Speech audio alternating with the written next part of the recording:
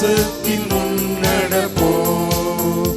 இனி எல்லாருமே அவர் பணிக்கெனவே ஒன்றை எந்நாளும் உழைத்திடுவோம். நம் இயேசு ராஜாவே இதோ வேகம் வாராரே, அதிவேகமாய் செயல்படுவோம்.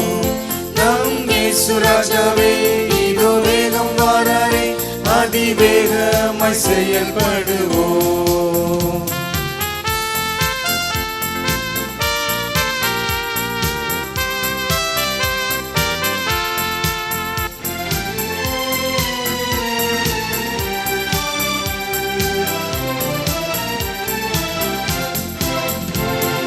மனிதர் யாரிடமும் பாசம் காட்டுவோம், இயேசு மந்தைக்குள் அழைத்திடுவோம். அதி உற்சாகமாய் அதி சீக்கிரமாய் ராஜா பாதையை செம்மையாக்குவோம். நம் இயேசு ராஜாவே இதோ வேகம் வாராரே, அதிவேகமாய் செயல்படுவோம். நம் இயேசு ராஜாவே இதோ வேகம் வாராரே, அதிவேகமாய் செயல்படுவோம்.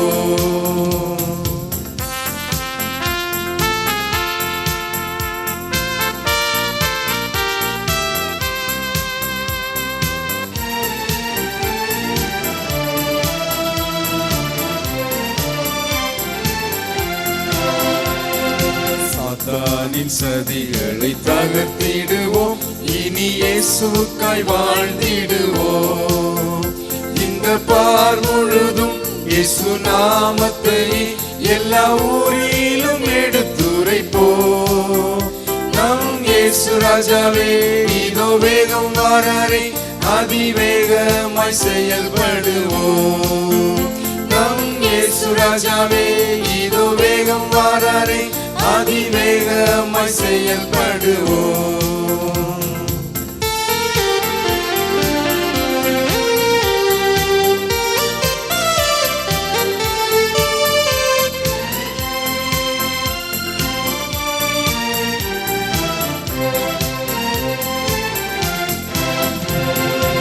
ஆவியாத்துமாதீனம் அவர் பணிக்கே, இனி நான் அல்ல அவரே எல்லாம் என முடிவு செய்தோம். அதில் நிலைத்திருப்போம், அதனால் இனில் மகிழ்ந்திடுவோம். நம் இயேசு ராஜாவே இதோ வேகம் வாராரே, அதிவேகமாய் செயல்படுவோம். நம் இயேசு ராஜாவே இதோ வேகம் வாராரே, அதிவேகமாய் செயல்படுவோம்.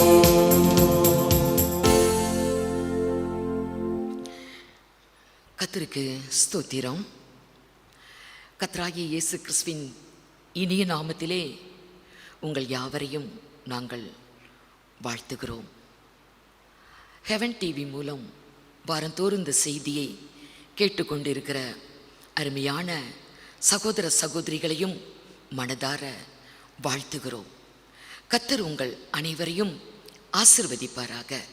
கண்களை மூடி நாம் ஜெபிப்போம். அன்பும் கருணை நிறைந்த கர்த்தாவே, நன்றி உள்ள உள்ளத்தோடு கர்த்தருடைய நாமத்தை நாங்கள் மகிமைப்படுத்துகிறோம். சற்று நேரம் உடைய வேத வாக்கியங்களை நாங்கள் தியானிக்கும்படி கூடி வந்திருக்கிறோம். கர்த்தருடைய ஆவியானவர் எங்களோடு இடைப்பட்டு வழிநடத்தும்படியாய் வேண்டுதல் செய்கிறோம். கர்த்தருடைய வார்த்தையை கேட்கக்கூடிய அருமையான சகோதர சகோதரிகள், பெரியோர் சிறியோர் அனைவரையும் கர்த்தர் ஆசிர்வதிக்கும்படியாய் ஜெபிக்கிறோம். விசேஷமாய் இந்த நாட்களிலே தம்முடைய மக்களுக்கு நல்ல சரீர சுகபலன் ஆரோக்கியம் கொடுத்து காத்து கொள்ளும்படியாய் வேண்டிக் கொள்ளுகிறோம். துதிகன மகிமையெல்லாம் உமக்கே ஏறெடுக்கிறோம். இயேசு கிறிஸ்துவின் மூலமாய் வேண்டிக் கொள்ளுகிறோம் பரிசுத்த பிதாவே, ஆமேன். கர்த்தருடைய நாமத்துக்கு மகிமை உண்டாவதாக. 1 பேதுரு 3ஆம் அதிகாரம் 4வது வசனத்தை வாசிப்போம். 1 பேதுரு 3ஆம் அதிகாரம் 4வது வசனம். அழியாத அலங்கரிப்பாய் இருக்கிற சாந்தம் அமைதலுமுள்ள ஆவியாகிய இருதயத்தில் மறைந்திருக்கிற குணமே உங்களுக்கு அலங்காரமாய் இருக்க கடவுது. அதுவே தேவனுடைய பார்வையில் விலையேற பெற்றது. கர்த்தருடைய நாமத்துக்கு மகிமை உண்டாகட்டும். பேதுரு இந்த இடத்துல சகோதரிகளுக்காகவே இந்த காரியங்களை பேசுகிறார். முதல் வசனத்தை பார்க்கும் பொழுது, அந்தப்படி மனைவிகளே உங்கள் சொந்த புருஷருக்கு கீழ்ப்படிந்திருங்கள், அப்பொழுது அவர்கள் யாராவது திருவசனத்துக்கு கீழ்ப்படியாதவர்களாய் இருந்தால் பக்தியோடு கூடிய உங்கள் கற்புள்ள நடக்கையை அவர்கள் பார்த்து போதனையின்றி மனைவிகளின் நடக்கையினாலேயே ஆதாயப்படுத்திக் கொள்ளப்படுவார்கள் என்று இந்த அதிகாரத்தில் பேதுருவை கொண்டு கர்த்தருடைய ஆவியானவர் அருமையான சகோதரிகளுக்கு, மனைவிகளுக்கு இந்த இடத்துல பேசுகிறார். அழியாத அலங்கரிப்பாய் இருக்கிற சாந்தமும் அமைதலும் உள்ள ஆவியாகிய இருதயத்தில் மறைந்திருக்கிற குணமே உங்களுக்கு அலங்காரமாய் இருக்க கடவுது, அதுவே தேவனுடைய பார்வையில் விலையேற பெற்றது. சகோதரிகளுக்கு ஒரு விலையேற பெற்ற ஒரு அலங்கரிப்பு என்று இந்த இடத்துல ஒரு அலங்கரிப்பை சொல்லுகிறார். ஆகவே முந்தின வசனத்துல பார்க்கும் பொழுது 3வது வசனம், மயிரை பின்னி பொன்னாபரணங்களை அணிந்து எந்த வஸ்திரங்களை உடுத்திக் கொள்ளுதலாகிய புறம்பான அலங்கரிப்பு உங்களுக்கு அலங்காரமாய் இராமல். இதெல்லாம் ஒரு புறம்பான அலங்கரிப்பு. ஆனால் ஒரு உள்ளான அலங்கரிப்பு, விலையேற பெற்ற ஒரு அலங்கரிப்பை குறித்து ஆவியானவர் அருமையான சகோதரிகளுக்கு பேதுருவை கொண்டு சொல்லுகிறார். அடுத்த வசனம், அழியாத அலங்கரிப்பாய் இருக்கிற, இது அழியாது. புறம்பான அலங்கரிப்பு, மயிரை பின்னுதல், பொன்வெள்ளி ஆபரணங்களை அணிந்து கொள்ளுதல், விலை உயர்ந்த வஸ்திரங்களை தரித்து தங்களை அலங்கரித்து கொள்ளக்கூடிய புறம்பான அலங்கரிப்பு, அது கொஞ்ச நாளைக்கு தான், அது நிரந்தரம் அல்ல. ஆனால் அழியாத ஒரு அலங்கரிப்பு என்னவா? வாசிங்க. அழியாத அலங்கரிப்பாய் இருக்கிற சாந்தமும் அமைதலும் உள்ள ஆவியாகிய இருதயத்தில் மறைந்திருக்கிற குணமே உங்களுக்கு அலங்காரமாய் இருக்க கடவுது, அதுவே தேவனுடைய பார்வையில் விலையேற பெற்றது. சகோதரிகளுக்கென்றே வேதத்தில் சொல்லப்பட்டிருக்கிற ஒரு காரியம், இருதயத்தில் மறைந்திருக்கிற குணம், சாந்தம், அமைதலுள்ள ஆவி, அது இருதயத்திலே மறைந்திருக்கிற ஒரு குணம், அதுவே உங்களுக்கு அலங்காரமாய் இருக்க கடவுது, அதுவே தேவனுடைய பார்வையில் விலையேற பெற்றது. இது அழியாத ஒரு அலங்கரிப்பு என்று வேதத்தில் பார்க்கிறோம். சகோதரிகளுக்கு சாந்தம், அமைதலுள்ள ஒரு ஆவி வேண்டும். கர்த்தருடைய ஆவியானவர் உணர்த்துகிறார். குடும்ப வாழ்வில் குடும்பத்தின் தலைவிகளாய் குடும்பத்தை வழிநடத்தி செல்லக்கூடிய அருமையான சகோதரிகளுக்கு, பெண்களுக்கு இந்த சுபாவம் தேவை. சாந்தம், அமைதலுள்ள ஆவி, இந்த 2 சுபாவம் இருதயத்திலே மறைந்திருக்க வேண்டுமாம் பெண்களுக்கு. இந்த 2 சுபாவம், சாந்தம், அமைதலுள்ள ஆவி என்பது இது ஒரு தெய்வீக பண்பு, இது தெய்வீக குணம். ஏனென்றால் இந்த சுபாவம் ஆண்டவராகிய இயேசுவிடத்தில் இருந்தது. மத்தேயு சுவிசேஷம் 11ஆம் அதிகாரம் 29வது வசனம், நான் சாந்தமும் மனத்தாழ்மையுமாய் இருக்கிறேன். ஆண்டவராகிய இயேசு சொல்லுகிறார், நான் சாந்தமும் மனத்தாழ்மையுமாய் இருக்கிறேன். அமைதலுள்ள ஒரு ஆவி, சாந்தமும் மனத்தாழ்மையுமாய் இருக்கிறேன். ஆகவே தான் இந்த 2 பண்புகள் தெய்வீக பண்புகள். தேவனாகிய கர்த்தர், அவர்தான் ஆண்டவராகிய இயேசு கிறிஸ்து, அவரிடத்தில் இருந்தது. இது தெய்வீகமான ஒரு சுபாவம். இது மனிதர்களாகிய நமக்கு, விசேஷமாய் சகோதரிகளுக்கு, குடும்பத்தில் இருக்கிற சகோதரிகளுக்கு, பெண்களுக்கு இது ரொம்ப அவசியம் என்று வேதத்திலே எழுதப்பட்டிருக்கிறதை பார்க்கிறோம். ஆவிக்குரிய கனிகள் என்று அப்போஸ்தலனாகிய பவுல் கலாத்திய சபைக்கு எழுதுவார். ஆவிக்குரிய கனிகளிலே அதுவும் ஒன்று, சாந்தம், என்று வேதத்தில் பார்க்கலாம். கலாத்தியர் 5ஆம் அதிகாரம் 22, 23 2 வசனங்களை வாசிப்போம். ஆவியின் கனியோ அன்பு, சந்தோஷம், சமாதானம், நீடிய பொறுமை, தயவு, நற்குணம், விசுவாசம், சாந்தம், இச்சையடக்கம். சாந்தம், இச்சையடக்கம். 9 கனிகளில் 9 இந்த பண்புகளில் சாந்தம் இது ஆவிக்குரிய ஒரு கனி. ஆண்டவராகிய இயேசு கிறிஸ்து சொன்னார், நான் சாந்தமும் மனத்தாழ்மையுமாய் இருக்கிறேன்.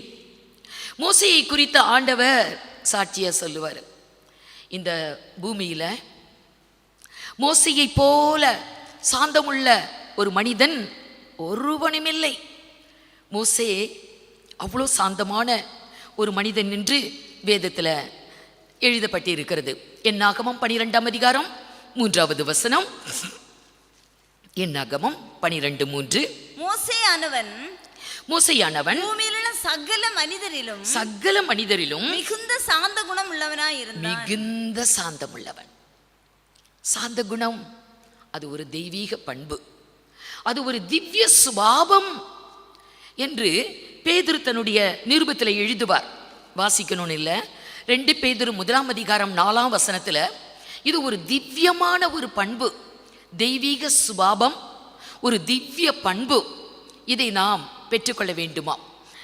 அப்படி வேதத்தில் சொல்லப்பட்டு இருக்கும். ஆகவே இந்த சாந்தம், அமைதலுள்ள ஒரு ஆவி என்பது பெண்களுக்கு மாத்திரமல்ல, அது எல்லாருக்கும் தேவைதான், எல்லாருக்கும் தேவை. 1 பேதுரு 3ஆம் அதிகாரம் 15வது வசனம். 1 பேதுரு 3ஆம் அதிகாரம் 15வது வசனம். கர்த்தராகிய தேவனை உங்கள் இருதயங்களில் பரிசுத்தம் பண்ணுங்கள். உங்களில் இருக்கிற நம்பிக்கையை குறித்து உங்களிடத்தில் விசாரித்து கேட்கிற யாவருக்கும் சாந்தத்தோடும் வணக்கத்தோடும் உத்தரவு சொல்ல எப்பொழுதும் ஆயத்தமாய் இருங்கள். நான் ஒருத்தர் கேட்குறாங்க, நம்முடைய நம்பிக்கையை குறித்து, ஆண்டவராகிய இயேசுவை குறித்து அவர்களுக்கு நம்ம சொல்லணுமா இருந்தா சாந்தத்தோடு வணக்கத்தோடு, அதான் அமைதலுள்ள ஆவி, அப்படிதான் நம்ம பதில் சொல்லணும் என்று சொல்லப்பட்டு இருக்கிறது. இப்படி சாந்தம் என்பது பெண்களுக்கு ரொம்ப அவசியம்.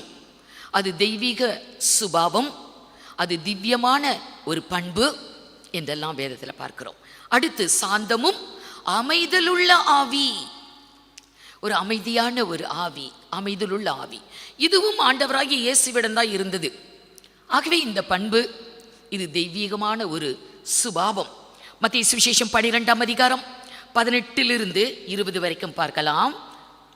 மத்தேயு 12ஆம் அதிகாரம் 18 இதோ நான் தெரிந்து கொண்ட என்னுடைய தாசன், என் ஆத்துமாவுக்கு பிரியமாய் இருக்கிற என்னுடைய நேசன், என் ஆவியை அவர் மேல் அமர பண்ணுவேன். கர்த்தருடைய ஆவி அவர் மேல் அமர்ந்திருக்கிறது. பரிசுத்த ஆவி, தேவ ஆவி அவர் மேல் அமர்ந்திருக்கிறது. அவர் புறஜாதியாருக்கு நியாயத்தை அறிவிப்பார், வாக்குவாதம் செய்யவும் மாட்டார். கர்த்தருடைய ஆவி அவர் மீது அமர்ந்திருக்கிறது, ஒரு அமைதலுள்ள ஆவி. ஆகவே வாக்குவாதம் செய்ய மாட்டார், கூக்குரல் இடமாட்டார். அவருடைய சத்தத்தை ஒருவனும் வீதிகளிலே கேட்பதில்லை. கர்த்தருடைய சத்தம் வீதியில கேட்காது. வாக்குவாதம் செய்ய மாட்டாரு, கூக்குரல் இடமாட்டாரு. அவருடைய சத்தம் கோபமான ஒரு சத்தம் வீதிகளை கேட்காது என்று ஏசாயா சொன்னபடி கர்த்தர் அப்படி இருந்தார். ஆகவே அமைதலுள்ள ஆவி இதுவும் ஒரு தெய்வீக சுபாவம். ஆண்டவராகிய இயேசு கிறிஸ்துவிடத்தில் இருந்தபடியால் இது ஒரு தெய்வீக பண்பு. சாந்தம் அது இயேசுவிடத்தில் இருந்தது. அமைதலுள்ள ஆவி அது ஆண்டவராகிய இயேசு கிறிஸ்துவிடத்தில் இருந்தது. ஆகவே தான் அவர் பதிலே பேசல, வாய் திறக்கல. பேதுரு தன்னுடைய நிருபத்திலே எழுதும் போது 1 பேதுரு 2ஆம் அதிகாரம் 22, 23 வசனங்களில் சொல்லுவார், அவர் பாவம் செய்யவில்லை, ஆண்டவராகிய இயேசு பாவம் செய்யவில்லை, அவருடைய வாயிலே வஞ்சனை அவருடைய வாயிலே வஞ்சனை காணப்படவில்லை. அவர் வையப்படும் போது பதில் வையாமலும் பாடுபடும் போது பயமுறுத்தாமலும் நியாயமாய் தீர்ப்பு செய்கிறவருக்கு தம்மை ஒப்புவித்தார். அவர் பாவம் செய்யல. அவருடைய வாயிலே வஞ்சனை காணப்படவில்லை. அவர் வையப்படும் போது பதில் வையாமலும் பாடுபடும் போது பயமுறுத்தாமலும் நியாயமாய் தீர்ப்பு செய்கிறவருக்கு தம்மை ஒப்புவித்தார். அமைதலுள்ள ஆவி.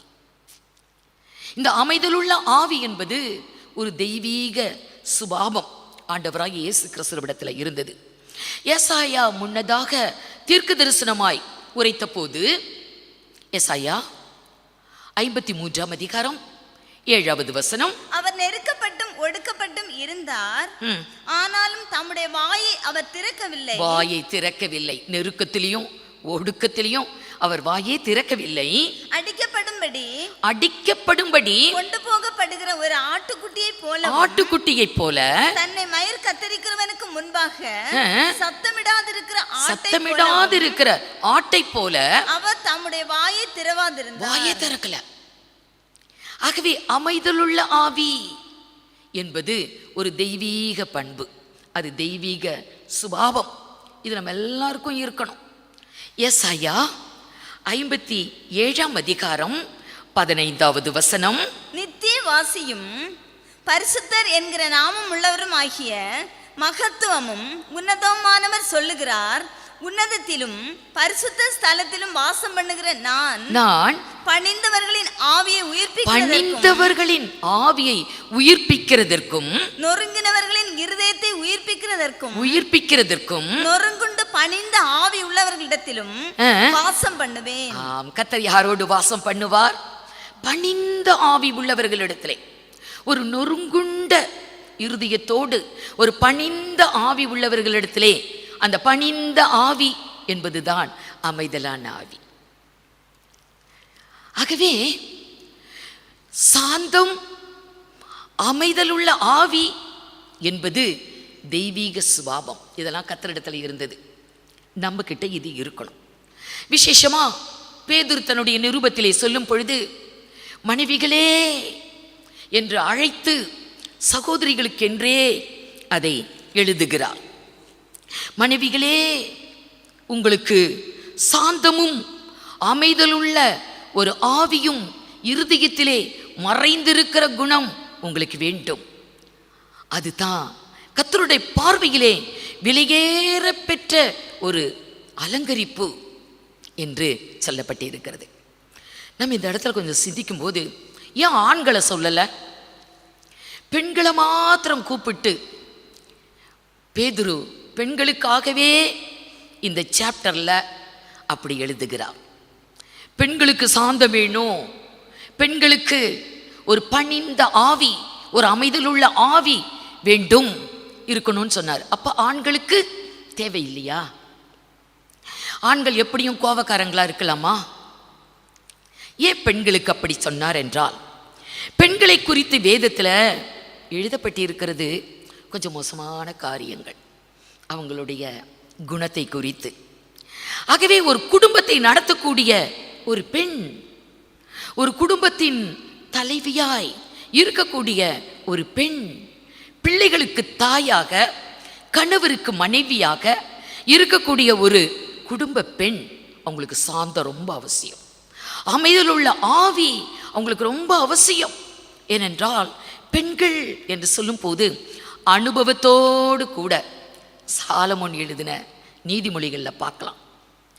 அவன் அனுபவத்தோட சரியா அந்த நீதிமொழிகளில் பெண்களை குறித்து நிறையா எழுதி வைத்திருக்கிறான். எல்லாத்தையும் நம்ம பார்க்க முடியாது, ஓரிரண்டு வார்த்தைகளை நம்ம பார்க்கலாம். பெண்கள், ஏன் பெண்களுக்கு சாந்தம் வேண்டும், ஏன் பெண்களுக்கு ஒரு அமைதியுள்ள ஆவி வேண்டும் என்று ஆவியானவர் இங்கே சொல்லுகிறார்.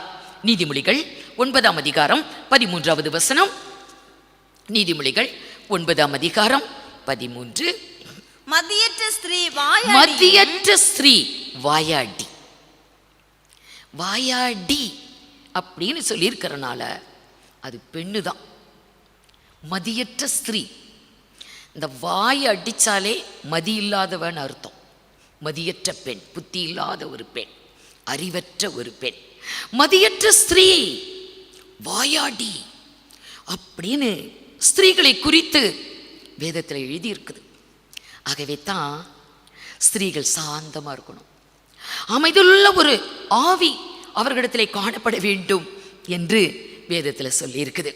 நீதிமொழிகள் 17ஆம் அதிகாரம் 1 வசனம்.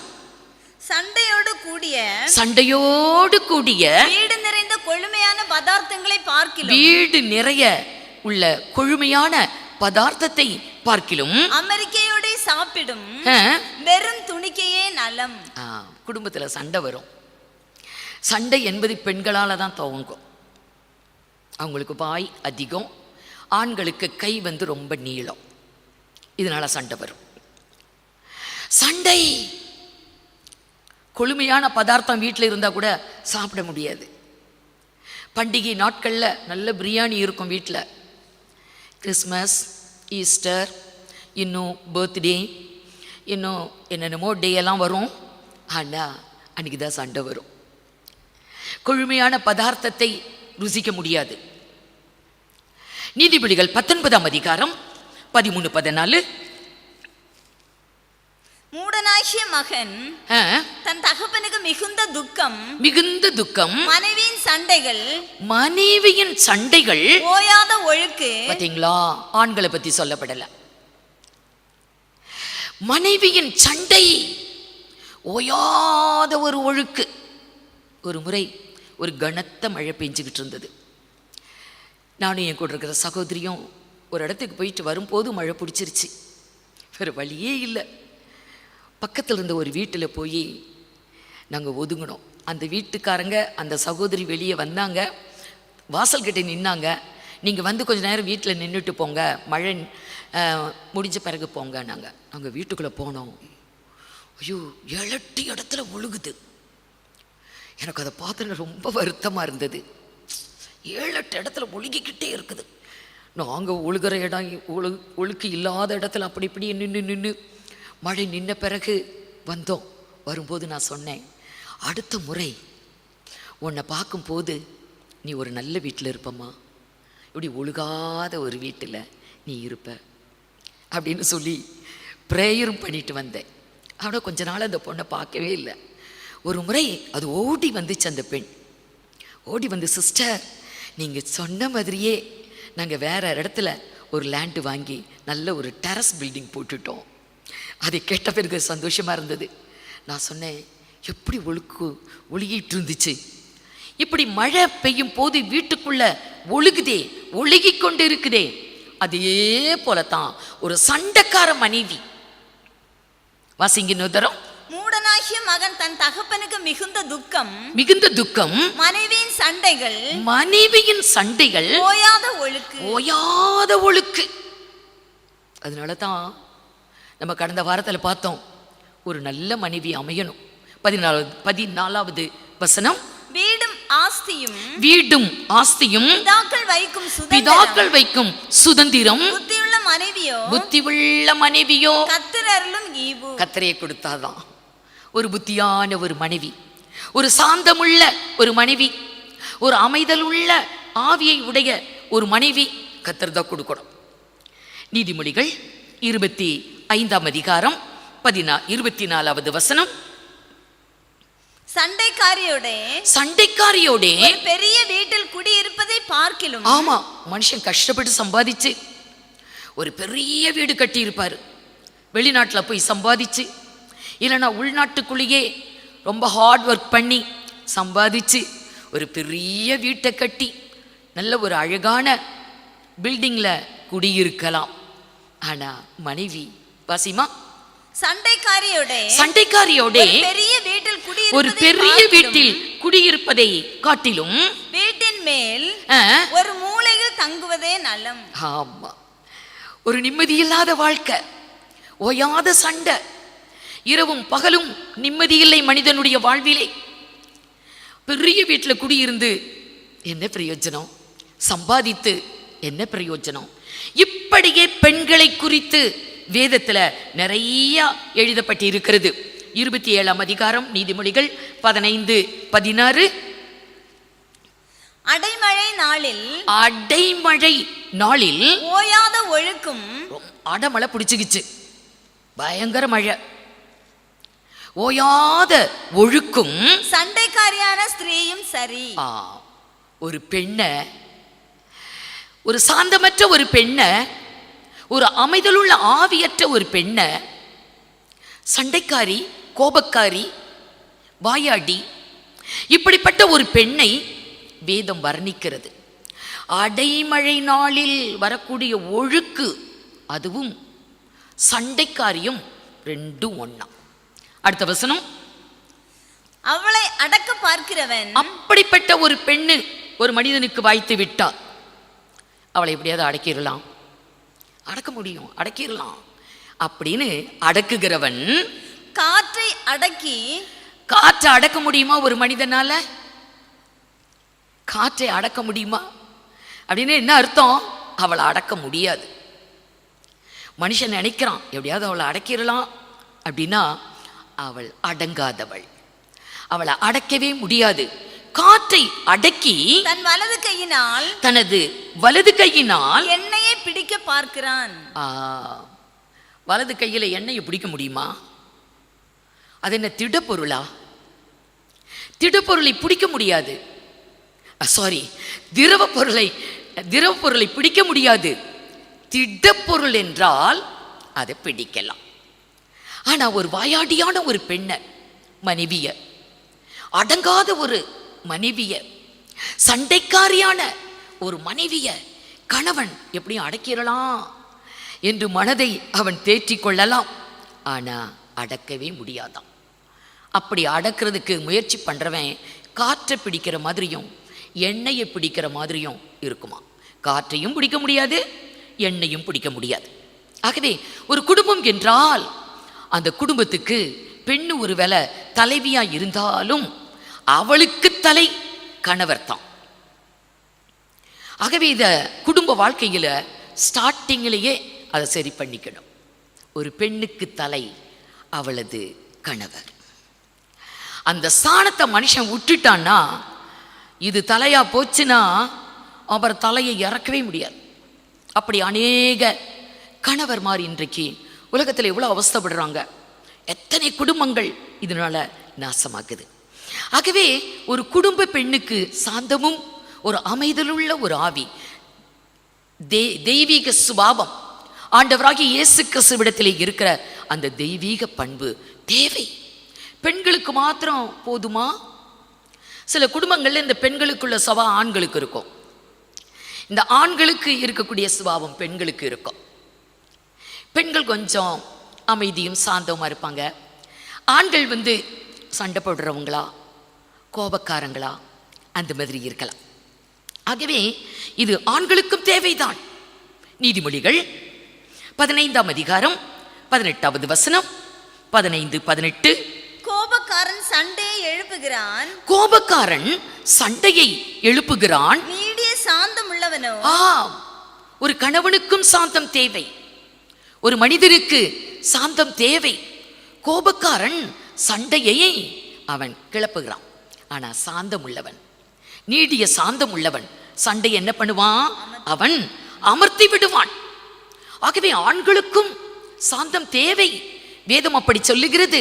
பெண்களுக்கு மாத்திரம் அல்ல, ஆண்கள் இன்னும் ரொம்ப விவேகமா இருக்கணும். குடும்ப வாழ்விலே மனைவியோடு வாழக்கூடிய ஒரு ஆண்மகனுக்கு ரொம்ப விவேகம், ஒரு அறிவு, ஞானம், ஒரு புத்தி கூர்மை என்பது ரொம்ப அவசியம். பெண்களை பற்றி எழுதி கொண்டு போன, சொல்லி கொண்டு போன பேதுரு சகோதரர்களுக்கும் சொல்லுகிறார். 1 பேதுரு 3ஆம் அதிகாரம் 7வது வசனம். அந்தபடி புருஷர்களே மனைவியானவள் பலவீன பாண்டமாய் இருக்கிறபடியால் உங்கள் ஜெபங்களுக்கு தடை வராதபடிக்கு நீங்கள் விவேகத்தோடு, பெண்களோடு வாழக்கூடிய, மனைவியோடு வாழக்கூடிய ஒரு மனிதனுக்கு இங்கே சொல்லப்பட்டிருக்கிற ஒரு காரியம், விவேகத்தோட வாழணும். அவங்களையும் கூட்டிட்டு வரணும் பரலோகத்துக்கு, குடும்பமா போகணும். கணவன் மனைவி பரலோக ராஜ்யத்தை சுதந்திரிக்க வேண்டும். ஆகவே ரொம்ப விவேகமா, அறிவோடு, புத்தியோடு, ஞானத்தோடு வாழ வேண்டி இருக்கிறது. ஆகவே அவன் எந்த காரியத்தை செய்தாலும் அவன் கொஞ்சம் விவேகமா சிந்தித்து யூகித்து செய்யணும். நீதிமொழிகள் 16ஆம் அதிகாரம் 20வது வசனம். விவேகத்துடன் காரியத்தை நடப்பிக்கிறவன் நன்மை பெறுவான். எந்த காரியத்தை செய்தாலும் விவேகமா.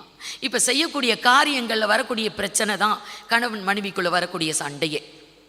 ஆகவே எந்த காரியத்தை செய்தாலும் ஒரு குடும்பத்தின் தலைவன் அதை விவேகத்தோடு செய்தால் அவன் நன்மை பெறுவான், ஆசீர்வாதத்தை பெறுவான். ஆகவே அவர்களுக்கும் சாந்தம் தேவை, கொஞ்சம் விவேகம் அவர்களுக்கு தேவை. நீதிமொழிகள் 19ஆம் அதிகாரம் 11வது வசனம். 19ஆம் அதிகாரம் 11வது வசனம். மனுஷனுடைய விவேகம், மனிதனுடைய விவேகம் அவன் கோபத்தை அடக்கும், கோபத்தை ஆற்றும்.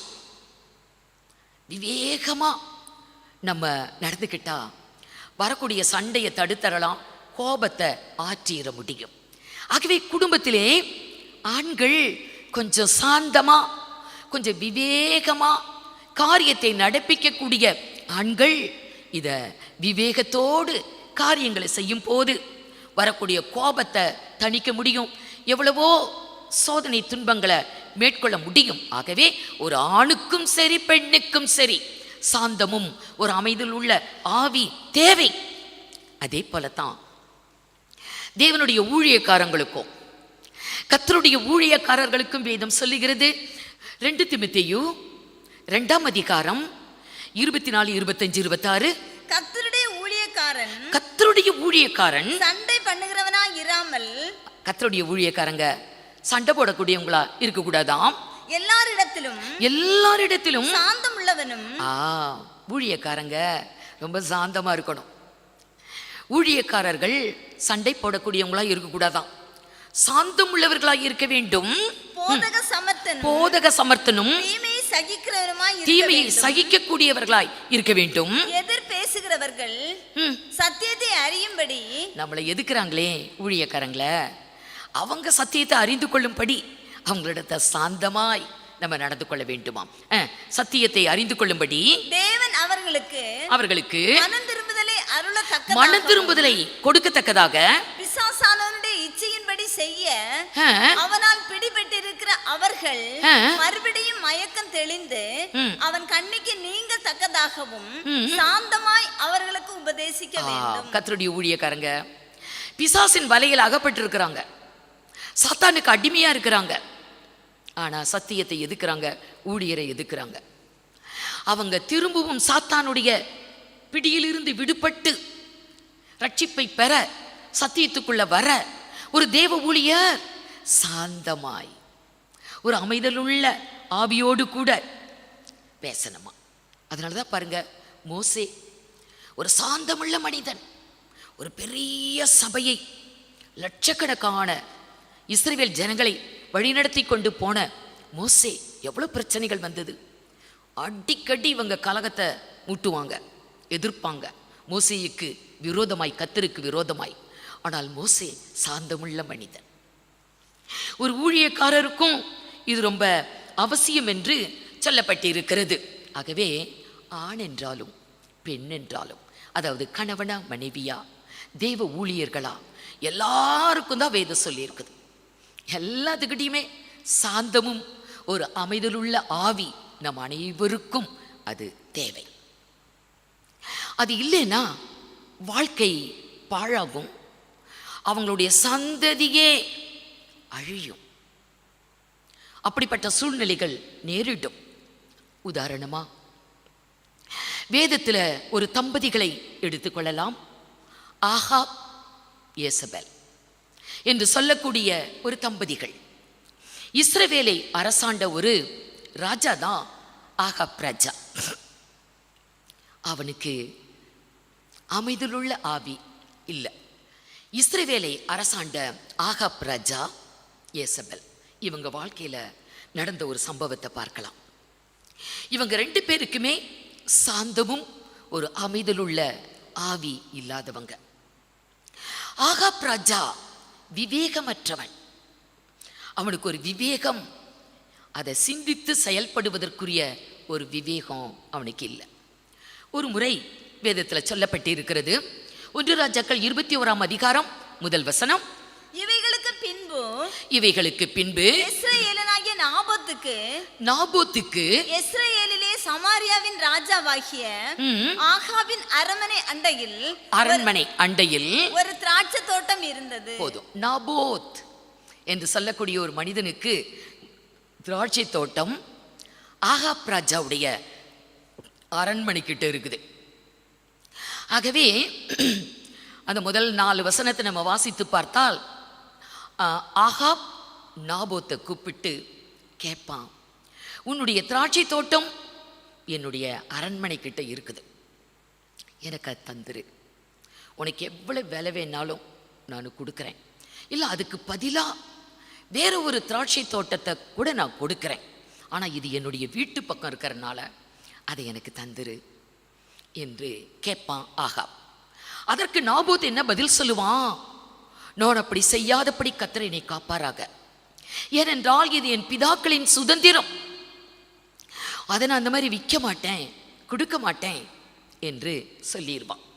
அப்படி சொன்ன உடனேயே 5வது வசனம், அப்பொழுது அவன் மனைவியாகிய யேசபேல் 4வது வசனம், இப்படி என் பிதாக்களின் சுதந்திரத்தை உமக்கு கொடேன் என்று இஸ்ரவேலனாகிய நாபோத் தன்னோட சொன்ன வார்த்தைக்காக ஆகாப் சலிப்பும்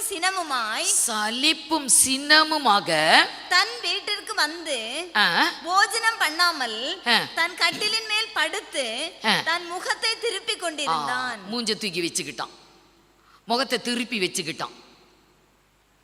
உனக்கு கோபம், பயங்கரமான சினம். ஏன் நம்ம கேட்டு அவன் கொடுக்கல? விவேகம் வேண்டும், அது அவனுடைய பிதாக்களின் சுதந்திரம், அதை அவன் விட்டு கொடுப்பானா? ஆனால் அது தனக்கு வேண்டும். ஆகவே சாப்பிடாம ஸ்ட்ரைக் பண்ணி, அநேக குடும்பங்களில் மனைவி சண்டை போட்டு சாப்பிட மாட்டாங்க, இல்லை கணவர் சாப்பிட மாட்டார், அவர் வெளியே போய் ஹோட்டலில் சாப்பிட்டுட்டு வந்துடுவார், வீட்டில் சாப்பிட மாட்டார். இப்படியெல்லாம் சாப்பிடாம மூஞ்ச தூக்கிக்கிட்டு இருக்கிற கணவன் மனைவி, இதெல்லாம் ஒரு வாழ்க்கையா? இருக்கிற காலத்தில் தெய்வ பயத்தோடு கர்த்தருக்கு முன்னாடி நம்ம வாழ்ந்து வாழ்க்கையை ஜெயமா ஓடி முடிக்கணும். இவன் மூஞ்ச தூக்கிக்கிட்டு படுத்துக்கிட்டான் சாப்பிடாம. யேசபேல் வந்து கேட்கிறா, மனைவி ஏன் ராஜா சாப்பிடல, ஏன் முகத்தை தூக்கிட்டு இருக்கிறீங்க? அப்ப விஷயத்தை சொல்லுவான். இப்படி நாபோத் இடத்துல அப்படி திராட்சை தோட்டத்தை நான் கேட்டேன், அவன் தரமாட்டேன்னு சொல்லிட்டான். இதுக்கா போய் சாப்பிடாம மூஞ்ச தூக்கிட்டு இருக்கிறீங்க?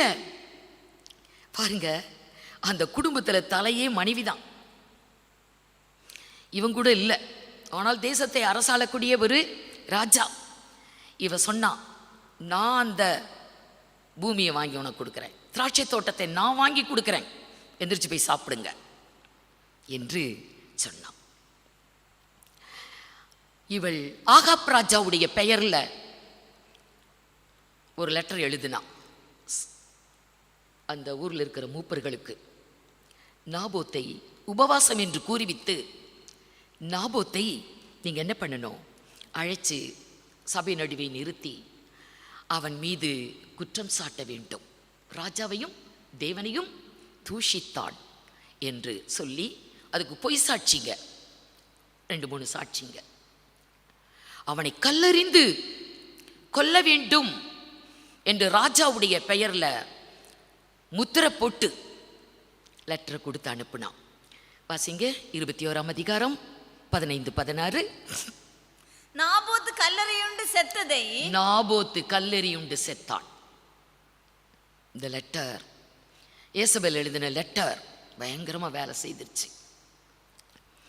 அப்படியே நாபோத்தை நிறுத்தி கொலை செய்து விட்டார்கள்.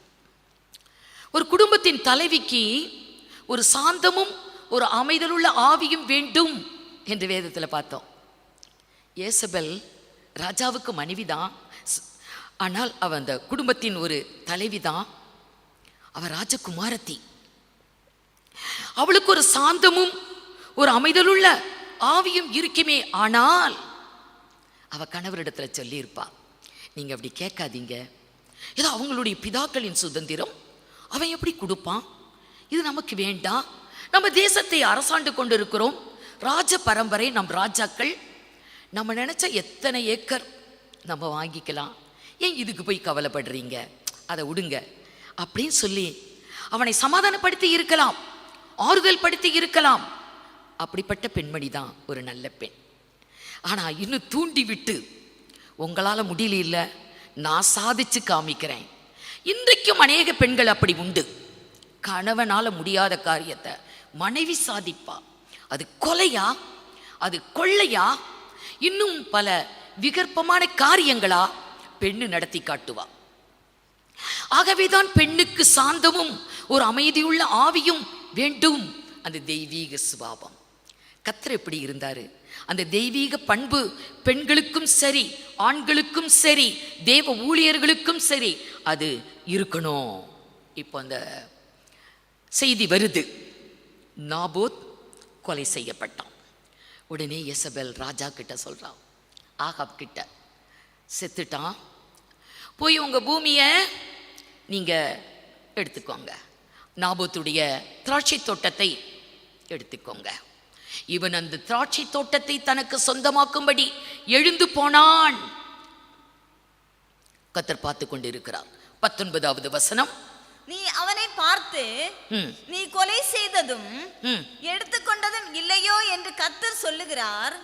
நாய்கள் நாபோத்தின் இரத்தத்தை நக்கின ஸ்தலத்திலே உன்னுடைய இரத்தத்தையும் நாய்கள் நக்கும் என்று கர்த்தர் சொல்லுகிறார் என்று சொல் என்றார். எலியாவிடத்திலே கர்த்தர் சொல்லி அனுப்பினார். இது எல்லாம் கர்த்தர் பார்த்து கொண்டிருக்கிறார். கர்த்தருடைய பார்வைக்கு மறைவானது, மறைவான சிருஷ்டி ஒன்றுமில்லை. கர்த்தர் எல்லாவற்றையும் காண்கிறார்.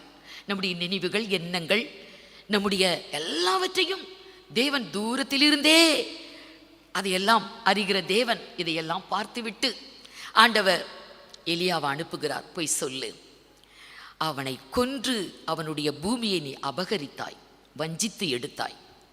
ஆகவே நாய்கள் உன் இரத்தத்தை நக்கும். அப்படிப்பட்ட ஒரு அகோர மரணம் உனக்கு உண்டு. உனக்கு மாத்திரமல்ல, யேசபேலுக்கும். வாசிங்க 23. யேசபேலை குறித்து கர்த்தர் நாய்கள் யேசபேலுக்கும் அதே ஒரு சாபம். நாய்கள் தின்னும், நாய்கள் தின்னும் சந்ததிக்கே. தொடர்ந்து வாசிங்க. யேசபேலை குறித்து கர்த்தர் நாய்கள் யேசபேலை இஸ்ரவேலின் மதில் அருகே தின்னும். ஆகாபின் சந்ததியில் பட்டணத்திலே சாகிறவனை நாய்களும் வெளியிலே சாகிறவனை ஆகாயத்து பறவைகளும் தின்னும் என்றார். சந்ததிக்கும் அதே சாபம், சந்ததிக்கும் அதே சாபம். 2 ராஜாக்கள் 10ஆம் அதிகாரம் 11வது வசனம். இஸ்ரவேலிலும் ஆகாவின் குடும்பத்தாரில் மீதியான யாவரையும் அவனுக்கு இருந்த எல்லா மந்திரிகளையும் அவனை சேர்ந்த மனுஷரையும் அவனுடைய ஆசாரியர்களையும் அவனுக்கு ஒருவரையும் மீதியாக வைக்க விடவில்லை. கர்த்தருடைய சாபம் அனைத்தையும் அழித்தது. ஒரு கணவன் மனைவிக்குள்ள நல்ல சுபாவங்கள் இருந்தாதான் சந்ததி ஆசீர்வாதமா இருக்கும். ஒருவனை கொன்று அவனுடைய பூமியை அபகரித்து இப்ப என்ன லாபம்? இவங்களை நாய் தான் தின்னுச்சு. சந்ததி எல்லாம் அங்கே அழிந்தது என்று பார்க்கிறோம். எல்லாம் அழிஞ்சு போச்சு. ஆகவே சாந்தம், ஒரு அமைதலுள்ள ஆவி பெண் மனைவிக்கு மாத்திரம் அல்ல, கணவருக்கும் தேவை. அது இருக்கணும். நீதிமொழிகள் 16ஆம் அதிகாரம் 32வது வசனம். பலவானை பார்க்கிலும் நீடிய சாந்தமுள்ளவன் உத்தமன். யாரு உத்தமன்? ஒரு பெரிய பராக்கிரமசாலி, பலவான். ஆனா அதை காட்டிலும் ஒரு உத்தமமான மனிதன் யார்? ஒரு சாந்தமுள்ள மனிதன். ஆணுக்கும் பெண்ணுக்கும் தேவை. குடும்ப வாழ்விலே கணவன் மனைவிக்கு தேவை. சபையிலே தேவ ஊழியருக்கு தேவை சாந்தம். சாந்தம் உள்ளவன் தான் உத்தமன்.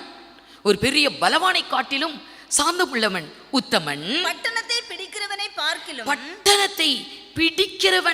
பார்க்கிலும் தன் மனதை அடக்குகிறவன் உத்தமன். மனதை அடக்கிறது ஒரு அமைதலுள்ள ஆவி. இங்க அடங்க முடியல, அடக்க முடியாது. அடக்குனா மண்டையே வெடிச்சிரும் அப்படிங்கிற மாதிரி சில பேர் எதையுமே பொறுத்துக்க மாட்டாங்க, சகித்து கொள்ள மாட்டாங்க.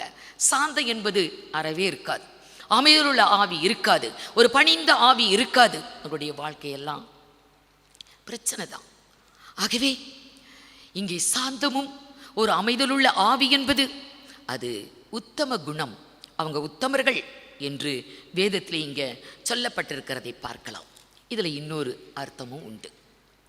நாபோத்துடைய திராட்சை தோட்டம் என்று சொல்லுவது சபை. நாபோத்தின் திராட்சை தோட்டம் அது சபை. ஆனால் ஆகாப் திராட்சை தோட்டத்தை எடுத்து அவன் கீரை தோட்டமா மாத்துறதுக்கு தான் கேட்டான். அந்த திராட்சை தோட்டத்தை எனக்கு கொடு, அதை நான் கீரை கொள்ளையாக்க வேண்டும், கீரை தோட்டமா நான் மாத்திக்கணும், அதை எனக்கு தா, அப்படிதான் கேட்டான் நாபோத் இடத்துல. ஆனா நாபோத் கொடுக்க மாட்டேன்னு சொல்லிட்டான். நாபோத்தின் திராட்சை தோட்டம் கர்த்தரோட சபை. கர்த்தரை மீண்டும் சிலுவையிலே அறைந்து இந்நாட்களிலே நாம் எத்தனையோ பார்க்கலாம். சபைகள், திராட்சை தோட்டமான சபைகள் கீரை தோட்டமாய் மாறி இருக்கிறது. ஆகாபின் திராட்சை தோட்டம் ஒருபோதும் சபை அல்ல. இன்றைக்கு ஆகாப் கீரை தோட்டம் வைத்திருக்கிறான். திராட்சை தோட்டம் கீரை தோட்டமாய் மாறிவிட்டது. சாத்தானின் சபை. அங்கே கர்த்தர் இல்லை. ஏன்? நாபோத்தை கொன்னுட்டாங்க. ஆண்டவராகிய இயேசு நமக்காக இந்த பூமியிலே வந்து சிலுவையில் அறையப்பட்டார். ஆனால் இன்றைக்கு மனுமக்கள், ஏன் சபை மக்கள் மீண்டும் கிறிஸ்துவை சிலுவையிலே அறைந்து நாபோத்தை கொன்றது போல கிறிஸ்துவை கொன்று சிலுவையில் அறைந்து சபை இன்றைக்கு திராட்சை தோட்டமாகிய சபை கீரை கொள்ளையாய் காணப்படுகிறது. இன்றைக்கு அதை மீட்கணும், கீரை கொள்ளையை மீட்கணும், மீண்டும் அதை திராட்சை தோட்டம் ஆக்கணும் என்ற அநேகருடைய பிரயாசம், விருப்பம் எல்லாம் இருக்குதான். ஆனால் இது நடக்குமா? கீரை கொள்ளை மீண்டும் திராட்சை தோட்டமாய் மாறுமா? மாறுறதுக்கு கொஞ்சம் வாய்ப்பெல்லாம் ரொம்ப குறைவுதான். ஏனென்றால் கீரை கொள்ளை என்று சொல்லக்கூடிய ஆகாப்பின் தோட்டம் சத்தியத்தின் மீது விசுவாசமற்றவர்களுடைய கூட்டம். சத்தியத்தை அவங்க விசுவாசிக்க மாட்டாங்க. ஆகவே தேவனே ஒப்பு கொடுத்து விட்டார். அங்கே இருக்கிற திராட்சை தோட்டம் அழிக்கப்பட்டு கீரை கொள்ளை ஆகும்படி அநேக மக்கள் இன்றைக்கு பல சபைகளில் இருக்கிறாங்க. அங்கே தான் டான்சிங் ஸ்பிரிட், அப்புறம் என்ன லாஃபிங் ஸ்பிரிட், ஃபைட்டிங் ஸ்பிரிட், இப்படியெல்லாம் என்னென்னமோ புது புது ஆவிகள் இருக்கிறதா. சிரிச்சுக்கிட்டே ஆராதனை, டான்ஸ் பண்ணிக்கிட்டே ஆராதனை. சத்தியமில்லை. கர்த்தரே அவர்களை கேட்டுக்கு ஒப்பு கொடுத்தால், கர்த்தரே கீரை கொள்ளை ஆகும்படி ஒப்பு கொடுத்தால் யாரால் மீட்க முடியும்? 2 தெசலோனிக்கேயர் 2ஆம் அதிகாரம் 11-12. 2 தெசலோனிக்கேயர். ஆகையால் சத்தியத்தை விசுவாசியாமல் அநீதியில் பிரியப்படுகிற யாவரும் ஆக்கினை தீர்ப்பை அடைவார்கள். சத்தியத்தை விசுவாசிக்கல. இன்னைக்கு ஆட்டம் பாட்டம் டான்ஸ் இந்த மாதிரிப்பட்ட இடங்களிலே ஜனங்கள் மிகுதியா போறாங்க. அங்க முன்னுக்கு இருந்து ஊழியக்காரர் ஆட சொன்னா இவங்க ஆடுறாங்க. அதுக்கு தகுந்த மாதிரி மியூசிக் இதெல்லாம் போட்டு பயங்கரமா ஆடுறாங்க. சத்தியம் வேண்டும், என்னை விடுவிக்கக்கூடிய சத்தியம் வேண்டும், நித்தியத்திலே கொண்டு போய் சேர்ப்பிக்க வேண்டிய சத்தியம் வேண்டும் என்று சத்தியத்தை விசுவாசிக்காத கூட்டம், அநீதியில் பிரியப்படுகிற யாவரும். அவங்களுக்கு இந்த மாதிரிப்பட்ட அநீதியான காரியம் தான் ரொம்ப பிடிச்சிருக்கு. இதிலெல்லாம் வேதத்துக்கு இடமே கிடையாது. அப்படிப்பட்ட ஆராதனை பைபிளில் இல்லவே இல்லை. அநீதியிலே பிரியப்படுகிற யாவரும் ஆக்கினைக்குள்ளாக்கப்படும்படி, அவங்க ஆக்கினையை அடையும்படி அவர்கள் பொய்யை விசுவாசிக்கத்தக்கதாக கொடிய வஞ்சகத்தை, பாருங்க, பொய்யை தான் அவங்க நம்புவாங்க, சத்தியத்தை நம்ப மாட்டாங்க. பொய்யை விசுவாசிக்கத்தக்கதாக கொடிய வஞ்சகத்தை தேவன் அவர்களுக்கு அனுப்புவார். தேவனே அனுப்புனா எத்தனை ஊழியக்காரங்க ஜெபிச்சாலும் அவர்களை மீட்க முடியாது. தேவனே கொடிய வஞ்சகத்திற்கு பொய்யை நம்பும்படி, பொய்யை விசுவாசிக்கும்படி தேவனே அவங்கள ஒப்பு கொடுத்திருந்தா யாரால மீட்க முடியும்? கீரை கொள்ளைக்கு மீட்பு இல்லை, கீரை தோட்டத்துக்கு ரட்சிப்பில்லை. ஏனென்றால் அது ஆகாப்பின் தோட்டம். ஆகாப் அவன் பிசாசு. அநேக சபைகள் இன்றைக்கு பிசாசுக்கு அடிமைப்பட்டு விட்டது. ஆகவே திராட்சை தோட்டம் அது சபை, அது பிதாவுக்கு சொந்தமான சுதந்திரம், என் பிதாக்களின் சுதந்திரம். அதை நான் கொடுக்க மாட்டேன். ஆகவே அவன் கொலை செய்யப்பட்டான். இப்படி இன்றைக்கு உலகத்தில் பயங்கரமான ஏமாற்றங்கள், வஞ்சகங்கள் இருக்கிறது. ஆகவே சத்தியம், வேதத்திலே நாம் வாசிப்பது கேட்பது அனைத்தும் சத்தியம். சத்தியம் சொல்லுகிறது சாந்தம், ஒரு அமைதலுள்ள ஆவி வேண்டும். இந்த தம்பதிகள் இருவருக்கும் அது இருக்குமே. ஆனால் நாபோத் கொலை செய்யப்பட்டிருக்க மாட்டான். திராட்சை தோட்டம் கீரை தோட்டமாக மாறி இருக்காது. ஆகவே அருமையானவர்களே, நம்ம குடும்பம் எப்படி இருக்குது, நம்முடைய வாழ்வு எப்படி இருக்குது? நாம் கர்த்தர் வெளிப்பட போகிறார், அவரை நாம் தரிசிக்க போகிறோம். ஆயத்தமா? நம்மை கர்த்தரிடத்தில் ஒப்பு கொடுப்போம். கர்த்தர் உங்கள் அனைவரையும் ஆசீர்வதிப்பாராக. ஜெபம் செய்வோம். எங்களை அதிகமாய் நேசிக்கிற எங்கள் அன்புள்ள ஆண்டவரே, கொடுத்த இந்த நாளுக்காக உமக்கு நன்றி செலுத்துகிறோம்.